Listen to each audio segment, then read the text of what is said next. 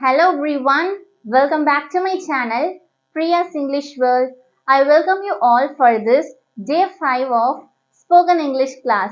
அதாவது previous classல நம்ம ஐயுடைய types of pronouns with their realistic examples தெளிவா பார்த்திருந்தோம். ஸோ அந்த வீடியோவில் நான் உங்களுக்கு ஒரு 3 questions homework கொடுத்திருந்தேன். பட் அதில் பார்த்தீங்கன்னா நிறைய பேர் wrong answer பண்ணியிருந்தாங்க. Very few of the members only answered that questions correctly. So you don't worry, the mistake is not yours.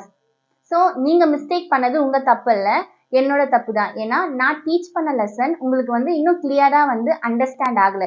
So நான் டீச் பண்ண மெத்தட் உங்களுக்கு புரியல.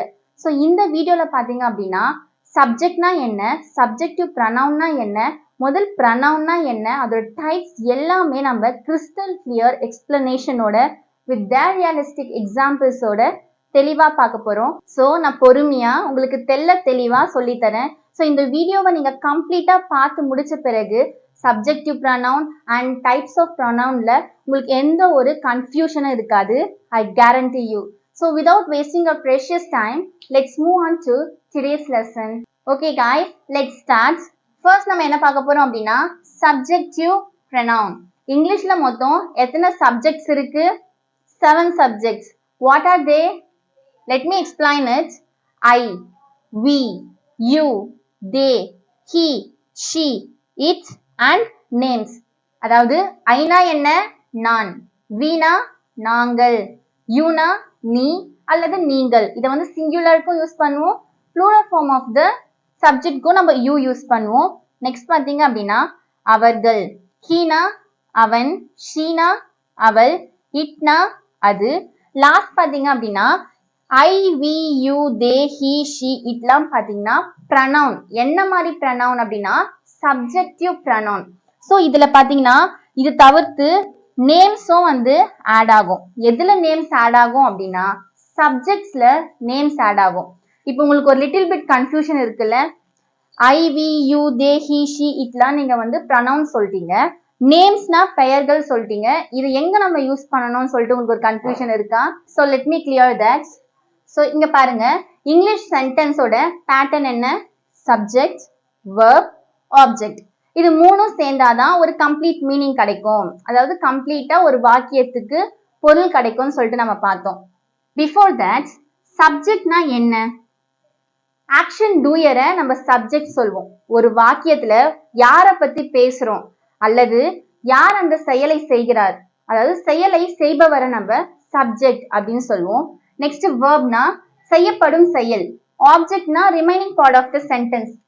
ஸோ இப்போ நம்ம என்ன பார்க்க போறோம் அப்படின்னா சப்ஜெக்ட்னா என்னன்னு பார்த்தோம், அதாவது action doer of the action பார்த்தோம். சப்ஜெக்ட்னா என்ன அப்படின்னு சொல்லிட்டு பார்ப்போம். சப்ஜெக்ட் பார்த்தீங்கன்னா நவுனா தான் ஆக்ட் ஆகும். மோஸ்ட்லி ஒரு சென்டென்ஸ்ல சப்ஜெக்ட் இருக்கு அப்படின்னா அந்த வாக்கியத்துல யாரை பத்தி பேசுறாங்க இல்ல அந்த ஆக்ஷனை யார் செய்யறாங்களோ அவங்கள நம்ம சப்ஜெக்ட்னு சொல்றோம். அந்த சப்ஜெக்ட் மோஸ்ட்லி எப்படி இருக்கும் அப்படின்னா ஒரு பெயர் சொல்லா இருக்கும். பெயர் சொல்னா என்ன? நவுன். நவுனை தான் நம்ம பெயர் சொல் அப்படின்னு சொல்லுவோம். ஓகே, இப்போ நவுன்னா என்னன்னு பார்க்கலாம். நவுன்னா பெயர் சொல் சொல்லிட்டேன். அப்ப பெயரை குறிக்கும் சொற்கள் பெயர் சொல். அப்ப என்னென்ன பெயர்களை நம்ம பெயர் சொல் சொல்வோம்னு சொல்லிட்டு பார்ப்போம். ஃபர்ஸ்ட் பாத்தீங்கன்னா name of the person, name of the place, name of the things. அதாவது ஒரு நபருடைய பெயரா இருக்கலாம், ஒரு இடத்தினுடைய பெயரா இருக்கலாம், அண்ட் ஒரு பொருளுடைய பெயரா இருக்கலாம். ஸோ இதுல ஏதாச்சும் ஒரு பெயரை குறிக்கும் சொல் தான் பெயர் சொல் ஆஃப் த சென்டென்ஸா நம்ம சொல்றோம். ஃபார் எக்ஸாம்பிள், இப்போ நேம் ஆஃப் த பர்சன் ஒரு நபருடைய பெயர். எக்ஸாம்பிள் பாத்தீங்கன்னா ராம், ரம்யா, பிரியா எல்லாமே பாத்தீங்கன்னா ஒரு பர்சனுடைய நேமை டினோட் பண்றது. பிளேஸ்ல பாத்தீங்கன்னா சென்னை, மும்பை, டெல்லி சொல்லிட்டு நம்ம எந்த ஒரு ஊருடைய பெயரையும் நம்ம பிளேஸ்ல குறிப்பிடலாம். Last but not the least பாத்தீங்கன்னா திங்ஸ். திங்ஸ்னா என்ன? ஒரு பொருளுடைய பெயர்னு சொன்னேன்.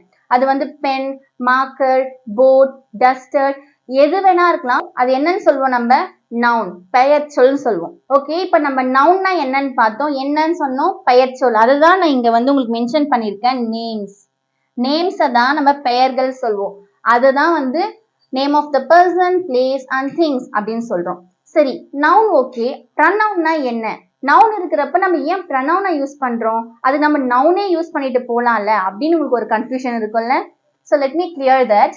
ப்ரனவுன்னா என்னன்னு பாருங்க. இதுல பாருங்க ப்ரனவுன். அப்ப நவுன்ல பாதி தான். அப்போ நவுன்னா என்ன? பெயர்ச்சொல். அப்ப ப்ரனவுன்னா என்ன அப்படின்னா பிரதி பெயர்ச்சொல் அப்படின்னு சொல்லுவாங்க. அது என்ன பிரதி பெயர்ச்சொல்? மறு பெயர் சொல்வோம்ல. அதாவது ப்ரனவுன்னா இன்ஸ்டெட் ஆஃப் நவுன். இப்ப நவுனுக்கு பதிலா யூஸ் பண்ற வேர்ட் தான் ப்ரனவுன் சொல்வோம். நவுன்னா பெயர்ச்சொல் சொல்லிட்டோம். Name of the person, place, things எதுவா இருந்தாலும் அது நவுன்ல வந்துடும் பெயர்ச்சொல் சொல்லிட்டு. இப்போ அந்த நவுனுக்கு பதில் நம்ம ஒரு வேர்ட் யூஸ் பண்ணுவோம். அதை தான் நம்ம ப்ரனவுன் அப்படின்னு சொல்லுவோம். Instead of noun, using instead of noun is called pronoun. Okay, let's see some example. Definitely you can understand clearly. ஒரு எக்ஸாம்பிள் பார்ப்போம். இந்த சென்டென்ஸ் பாருங்க. இங்க ஒரு 4 சென்டென்ஸ் இருக்கு. இது எல்லாமே பாத்தீங்கன்னா ஒருத்தரை பத்தி தான் நம்ம பேச போறோம். ஃபார் எக்ஸாம்பிள் என்னோட நேமை நான் எக்ஸாம்பிளா சொல்லி உங்களுக்கு நான் புரிய வைக்கிறேன். ஓகே, ஃபர்ஸ்ட் சென்டென்ஸ் பாருங்க. Priya is a smart girl. அப்படின்னா என்ன? பிரியா வந்து ஒரு திறமையான பெண், திறமையான பொண்ணா இருக்கிறா அப்படின்னு சொல்றாங்க. நெக்ஸ்ட் பாருங்க. Priya is a teacher. Priya டீச்சராக இருக்கிறாள். Next, Priya is soft hearted person. Priya இலகிய மனம் படைத்தவளாக இருக்கிறாள். லாஸ்ட் சென்டென்ஸ் பாருங்க. Priya is a beautiful girl. So இந்த 4 சென்டென்ஸ்லுமே நம்ம யாரை பத்தி பேசணும்? பிரியான்ற ஒரு பொண்ணை பத்தி தான் பேசுறோம். அப்ப ஃபர்ஸ்ட் சென்டென்ஸ்லயே தெரிய வந்தது நம்ம பிரியாவை பத்தி பேசுறோம்னு சொல்லிட்டு. நெக்ஸ்ட் நம்ம அவளை பத்தி பேசுறப்போ பிரியா பிரியா பிரியான்னு சொல்லிட்டு ரிப்பீட்டடா நம்ம அந்த நேம் யூஸ் பண்றோம் பாத்தீங்களா? சோ அது போல நம்ம ரிப்பீட்டடா யூஸ் பண்றப்போ அது ஒரு இரிட்டேட்டிங்கா இருக்கு. ஏன்னா நம்மளுக்கே தெரிஞ்சு போச்சு நம்ம பிரியாவை பத்தி தான் பேச போறோம்னு சொல்லிட்டு. அப்போ பிரியான்றது என்ன? நவுன். ஏன்னா அது வந்து ஒரு பெயர் சொல். இந்த சென்டென்ஸ்ல ஃபுல்லாவே இந்த ஒரு பொண்ணை பத்தி தான் நம்ம பேச போறோம். அப்போ இந்த பிரியான்றது நம்ம பெயர் சொல்னு சொல்றோம். நெக்ஸ்ட் சென்டென்ஸ்ல பிரியாவை பத்தி தான் பேச போறோன்றப்போ அந்த நேமை நம்ம வந்து டினோட் பண்ணணும்னு சொல்லிட்டு நம்மளுக்கு அவசியம் இல்லை. அதுக்கு தான் நம்ம ப்ரனவுன் அப்படின்னு சொல்லிட்டு ஒரு வேர்டு நம்ம யூஸ் பண்றோம். ப்ரனவுன்னா என்ன சொன்னேன்? நவுனுக்கு பதிலா யூஸ் பண்றது தான் ப்ரனவுன். அதாவது பிரதி பெயர் சொல் இல்லைன்னா மறு பெயர். பெயர் சொல்லுக்கு பதிலா யூஸ் பண்றது தான் ப்ரனவுன் சொல்லுவோம். இப்போ உங்களுக்கு கிளியரா? நவுன்னா என்ன? பெயர் சொல். ஃபார் எக்ஸாம்பிள் பிரியான்றது ஒரு பெயர். ப்ரனவுன்னா என்ன? பிரியான்றது ஒரு பெயர். அது வந்து ஒரு பொண்ணோட பெயர். ஸோ அதோட ப்ரனவுன் என்ன? ஷீ. ஷீனா அவள். அது ஒரு பொண்ணை குறிக்கிறது. ஸோ நவுனுக்கும் ப்ரனவுனுக்கும் உங்களுக்கு டிஃப்ரென்ஸ் புரிஞ்சிருக்கும்னு நினைக்கிறேன். இப்போ வாங்க பார்க்கலாம். ஸோ இந்த சென்டென்ஸ்ல பிரியான்றது நவுன் பார்த்தோம். அப்போ பிரியான்றது ஒரு பொண்ணை குறிக்குது. அப்போ அதோட ப்ரனவுன் என்ன? அந்த ப்ரனவுன் இதுல தான் இருக்கு. இந்த 7 ப்ரனவுன்ல இருந்து தான் நம்ம ஒரு ப்ரனவுனை வந்து ஒரு சென்டென்ஸ்ல நம்ம இடத்துக்கு தகுந்தா போல் யூஸ் பண்ண போறோம். இந்த சென்டென்ஸ்ல ஒரு பொண்ணை பத்தி பேசுறதுனால அப்ப பொண்ணை குறிக்கிற ப்ரனவுன் என்ன? ஷீ. அப்போ ஷீன்ற ப்ரனவுன் நம்ம நெக்ஸ்ட் யூஸ் பண்ணலாம். For example Priya is a smart girl. Next பிரியான்னு யூஸ் பண்றதுக்கு பதில் நம்ம ஷீ யூஸ் பண்ணலாம். அப்போ பிரியாக்கு பதில் நம்ம என்ன யூஸ் பண்ணலாம்? ஷீ. எல்லா இடத்துலயுமே பிரியாக்கு பதில் நம்ம என்ன யூஸ் பண்ணலாம்? ஷீன்ற ஒரு ப்ரனவுன் யூஸ் பண்ணலாம். Priya is a smart girl. She is a teacher. She is a soft-hearted person. She is a beautiful girl. So இப்போ உங்களுக்கு புரிஞ்சுதா நவுன் எதுக்காக நம்ம யூஸ் பண்றோம், நவுனுக்கு பதிலா நம்ம ப்ரனவுன் ஏன் யூஸ் பண்றோம் சொல்லிட்டு. ஓகே கைஸ், நவுன்னா என்னன்னு புரிஞ்சிருக்கோம். நவுன்னா என்ன சொன்னேன்?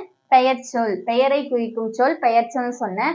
அதே போல கமெண்ட் செக்ஷன்ல ஒருத்தர் வந்து டவுட் கேட்டிருந்தாரு. Ma'am, he, she, it, I, we, you இதெல்லாம் நீங்க சப்ஜெக்ட் அப்படின்னு சொல்றீங்க, நம்ம நேம்ஸ் யூஸ் பண்ணலாமா அப்படின்னு கேட்டிருந்தாரு. Of course, Y not? நேம்ஸ் நீங்க கண்டிப்பா யூஸ் பண்ணலாம். ஏன் அப்படின்னா நவுன்னா நான் பெயர் சொல் சொல்லிட்டேன். பெயரை குறிக்கும் சொல் தான் பெயர் சொல்ன்றப்போ நீங்க பெயர்களை கண்டிப்பா யூஸ் பண்ணலாம். இப்போ உங்களுக்கு இந்த டவுட் போகும் பாருங்க. பெயர்களை நீங்க நவுனா யூஸ் பண்ணலாம். ஃபார் எக்ஸாம்பிள் நவுன் வந்து ஒரு பிளேஸ், பர்சன், திங்ஸ் குறிக்கும். இப்போ பர்சன்ஸ்ல பெயர்கள் வருது, திங்ஸும் பெயர்கள்ல தான் வரும், பிளேஸும் பெயர்கள்ல தான் வரும். மூணுத்தோட பெயரை குறிக்கிறது நான் பொதுவா நேம்ஸ் சொல்லியிருக்கேன். For example person. இப்போ பர்சன் அப்படின்னா என்ன எடுத்துக்கிட்டீங்க அப்படின்னா இங்க பாருங்க ஐ நான் யூஸ் பண்ணியிருக்கேன் ப்ரனவுன்ல. ஐய வந்து நான் வந்து நவுன்ல சொன்னேன் என்ன சொல்ல, என்னோட பேர் சொல்வேன் பிரியா அப்படின்ட்டு.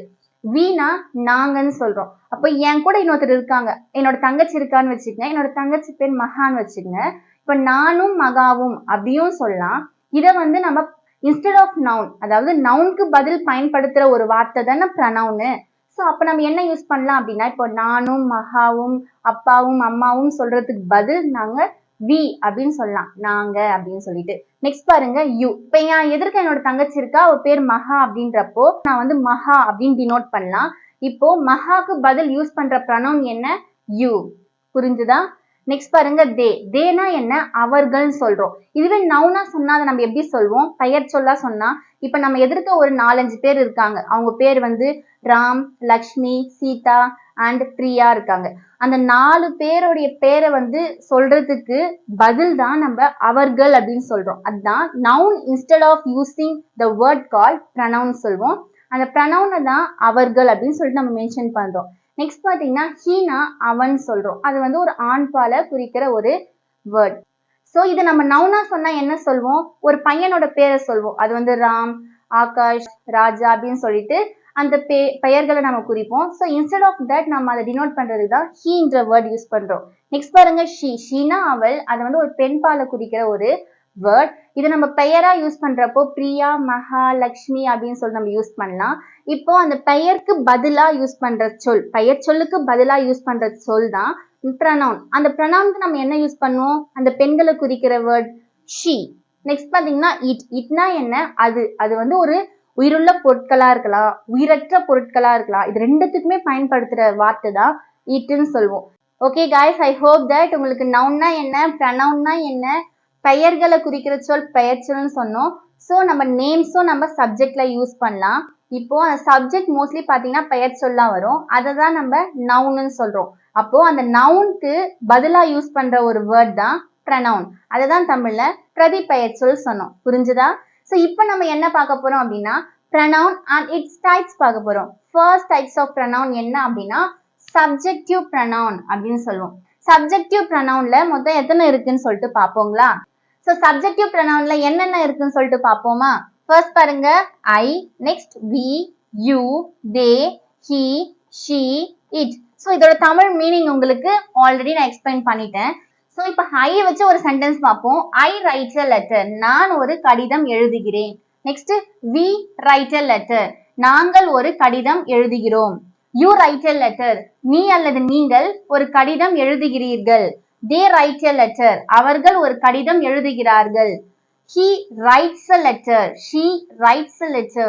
It writes a letter. அதாவது இந்த 3 சென்டென்ஸ்லயும் வர வேர்ப்ல நம்ம es ஆட் பண்ணியிருக்கோம். ஏன்னா ஒரு ப்ரெசன்ட் டென்ஸ்ல நான் சொல்லிட்டு இருக்கேன்.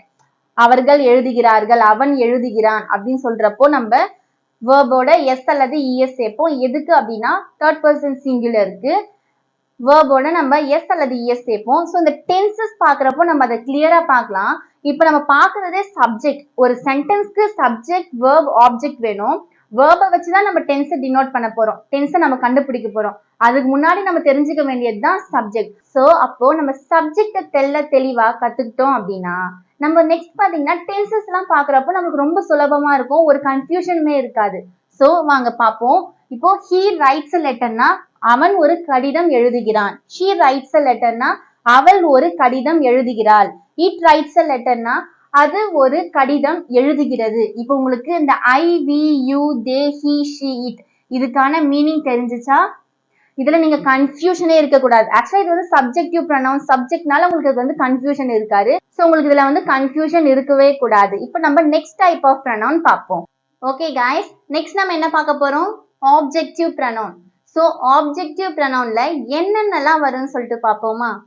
ஃபர்ஸ்ட் ஒன் பாருங்க, me, has, you, them, him, her, it. இதோட மீனிங் பார்க்கலாமா? மீனா என்ன? என்னை. ஹஸ்னா எங்களை. யூனா உன்னை அல்லது உங்களை. தெம்னா அவர்களை. ஹிம்னா அவனை. ஹர்னா அவளை. இட்னா அதனை. ஸோ இதுதான் இதோட தமிழ் மீனிங். ஸோ மீனா என்ன? என்னைன்னு சொல்றோம். இப்போ சப்ஜெக்டிவ் ப்ரனவுன் அண்ட் ஆப்ஜெக்டிவ் ப்ரனவுனுக்கு இதுக்கு உள்ள ஒரு சிறு வித்தியாசம் பார்த்துருவோம். சப்ஜெக்டிவ் ப்ரனவுன் நம்ம முன்னாடி பார்த்தோம். சப்ஜெக்டிவ் ப்ரனவுன் அதுல வந்து ஐ, வி, யூ, தேலாம் வரும்னு சொல்லிட்டு. இப்போ நான் ஐ வச்சு ஒரு எக்ஸாம்பிள் சொல்றேன். சப்ஜெக்டிவ் ப்ரனவுன்ல நம்ம ஐன்னு சொல்றோம். இதுவே ஆப்ஜெக்டிவ் ப்ரனவுன்ல நம்ம என்ன சொல்றோம் பாருங்க, என்னை. இதுவே சப்ஜெக்டா சொல்றப்போ நான். இதுவே ஆப்ஜெக்டிவ்ல வரப்போ என்னைன்னு குறிக்குது. அப்போ ஆப்ஜெக்டிவ் ப்ரனவுன்ல மீ. ஃபார் எக்ஸாம்பிள் ஐ வச்சு ஒரு sentence, I write a letter நம்ம பார்த்தோம். ஃபர்ஸ்ட்ல ஐ ரைட் அ லெட்டர்னா நான் ஒரு கடிதம் எழுதுகிறேன். ஸோ இந்த சென்டென்ஸ்ல ஐன்றது டூயர் ஆஃப் த ஆக்ஷனா இருக்கு. இந்த சென்டென்ஸ்ல ஐ தான் பாத்தீங்கன்னா இந்த செயலை செய்யுது. என்ன செயலை செய்யுது? ஒரு கடிதத்தை எழுதுது, ஒரு கடிதத்தை எழுதுது. நெக்ஸ்ட் ஆப்ஜெக்டிவ் ப்ரொனவுன்னா என்னன்னு பார்ப்போம். Ramya called me. ரம்யா என்னை அழைத்தாள். இதுல மீன்றது ஆப்ஜெக்டிவ் ப்ரொனவுன். இந்த சென்டென்ஸ்ல எது சப்ஜெக்ட்? ரம்யா.